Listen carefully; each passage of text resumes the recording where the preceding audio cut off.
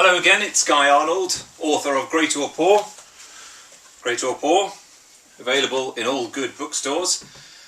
This is a short session called The Value of One Customer. It's a very good session to have with your people. It helps change their mindset and improve their actions. Because remember, you can take a horse to water, but you can't make it drink. And lots of customer service training, customer service books and customer service material tries to force the horse to drink. And of course, as you well know, the more you try and force the horse, the more it resists. Even if it's thirsty, it'll resist, because no one likes to be forced to do anything. This material is totally different. It aims to make the horse thirsty and show them where the water is, and then enables you to ride the horse and ride on to success. It's very, very powerful, simple stuff. Here we are, The Value of One Customer. Now remember, this material is completely new, completely original, and 100% copyright to me and to greatorpoor.com. So you'd be very welcome to use it under license. Our license fees are very reasonable, but please don't use it out of license.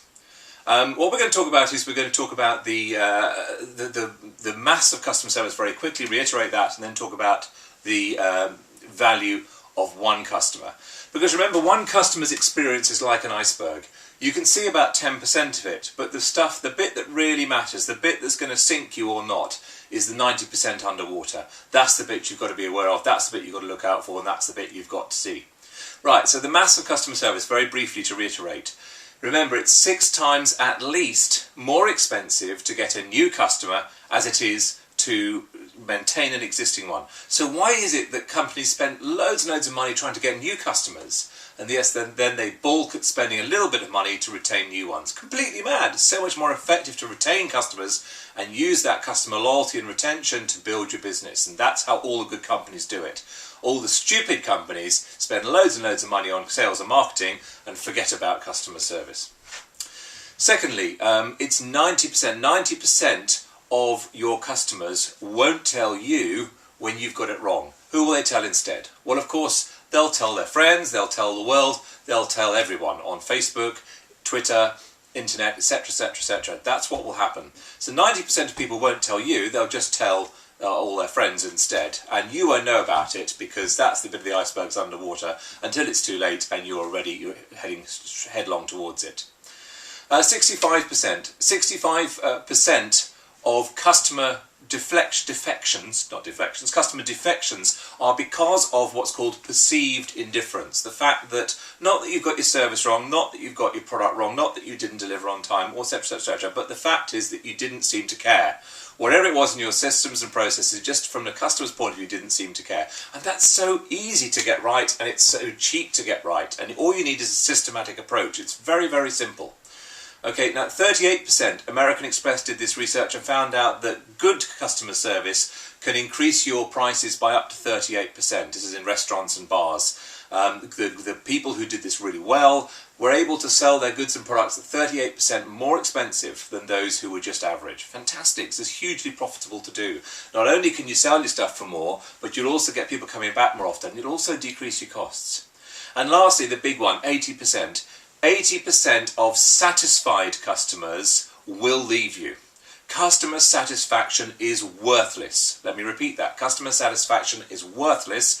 80% of satisfied customers will leave you over time, because customers want more than satisfaction. They want to be engaged, delighted, and valued by you. That's so important, and it's not expensive to do. It's cheap to do, so why don't people do it? The reason is they don't know how to do it, and this is a systematic approach. Now here's the example. Here's the idea of the value of one customer. And we'll take an example of a bank, a business bank for business customers, because I'm familiar with this. I do quite a bit of work in the banking sector.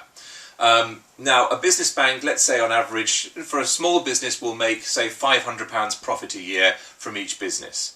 Now, what we say is there's a £500 profit. If the bank does a great job, how long might that business stay with them? Well, let's make the maths easy. Let's say they'd stay with them for 10 years. That's £5,000 profit over 10 years. Fair enough? So they make £5,000 profit. So this one customer's worth at the moment £5,000. Now, if they were brilliant, they did this really good job, how many people might that customer refer to the bank during the course of their time with the bank? How many people a year? Let's say 2 per year, let's be very conservative, keep the figures down. 2 per year, that's 5,000 times 2 is 10,000. Over the 10-year span of the customer, that's 100,000 plus the original 5,000 that the customer was worth. So that's one customer to this bank is worth £105,000. Okay, so when that customer's going in to cash a cheque, when they're going in to sort some change out, when they're going in to do some banking, these people have got to remember this isn't just a person. It'd be nice if they actually thought this was a person, not a number. This isn't just a person. This is a customer worth at least £100,000. Now you can do this exercise for any business. I've done it for car dealerships where the value was over 300,000. I've done it for property companies where we were talking about 200 to 300,000. I've done it for a big wholesaling company that I work with where the value was over £1 million. And in any business, it'll be a lot of money. A pub, it was 30,000. This is really, really important stuff. So do this exercise. What's one customer worth? How long will they stay? How many people might they refer over the lifetime? Add them all together. That's a big number. Do it with your staff and you will find out that that's a huge number, and it really starts changing how they think. It starts making the horse thirsty to go and get the water. Now let's look at the winners in the world. Who are the winners in the world today? People like Amazon, people like Google, people like McDonald's. The winners. McDonald's are great winners. They've been winners for a long time. How do they do it? Do they leave this to luck? They think, well, you know, if we treat people well, they'll treat our people well. Well, they do think that, but they actually don't do that. They do it through systems. They make sure that everything from the customer experience point of view is systemized, so the customer gets a consistent experience, reliable experience, and they continually can evolve and develop it. So what are you going to do with this information? Well, my advice would be to do this exercise with your people. Then get onto our mailing list. Then buy our material and train your people with it and take a license out. It's not expensive to train your people. This stuff is powerful. This stuff works. I've got all of the information that proves that. I'll send you this for free if you want it. It's called The Power of Great or Poor. It tells you exactly what benefits this has had with businesses and how it's improved their profitability no end. It works, it's simple to do, and it's very, very, very inexpensive. Please do contact us today. Thank you.